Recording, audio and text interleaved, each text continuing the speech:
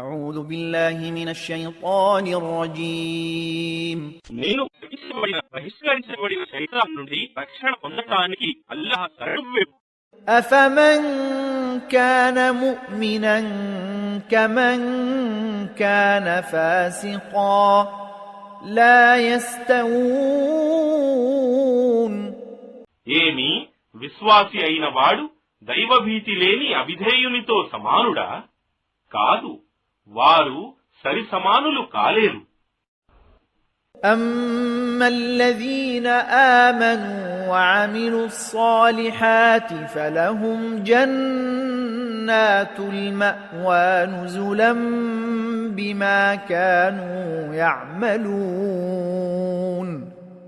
ఎవరైతే విశ్వసించి సత్కార్యాలు చేస్తారో వారికి వారి కర్మలకు ఫలితంగా వారి ఆతిథ్యం కొరకు స్వర్గవనాలలో నివాసాలుంటాయి. وأما الذين فسقوا فمأواهم النار كلما أرادوا أن يخرجوا منها أعيدوا فيها وقيل لهم ذوقوا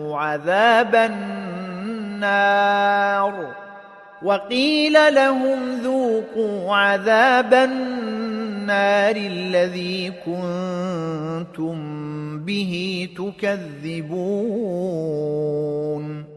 ఇక ఎవరైతే విద్రోహ వైఖరి అవలంబిస్తారో వారి నివాసం నరకాగ్నియే. ప్రతిసారి వారు దాని నుండి బయటపడటానికి ప్రయత్నించినప్పుడల్లా వారందులోకి తిరిగి నెట్టబడతారు. మరియు వారితో ఇలా అనబడుతుంది, మీరు తిరస్కరిస్తూ ఉండిన నరకాగ్ని శిక్షను చవిచూడండి.